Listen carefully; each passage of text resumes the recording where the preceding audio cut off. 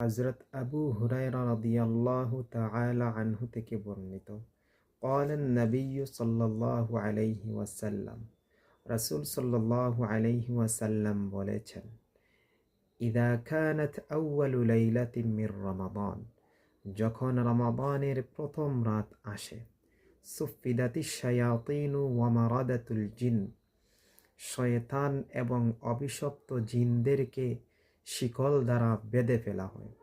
ওয়া গুল্লিকাত আবওয়াবুন নার, এবং জাহান্নামের দরওয়াজাগুলো বন্ধ করে দেয়া হয়।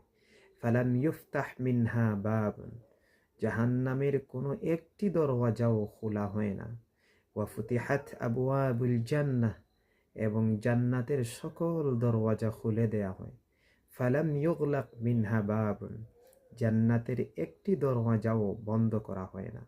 ওয়ানাদা মুনাদিন ইয়া বাগিয়াল খাইর, একজন আহ্বানকারী আহ্বান করেন, হে সৎকর্মপরায়ণ ব্যক্তি, আকবিল, অগ্রসর হও।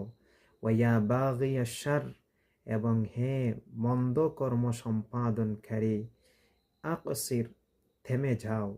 ওয়ালিল্লাহি উতাকাউ মিনান নার ওয়া যালিকা ফি কুল্লি লাইলাহ, আর রমাদানের প্রতি রাত্রে আল্লাহ তাআলা অসংখ্য অগণিত মানুষকে ক্ষমা করে দেন।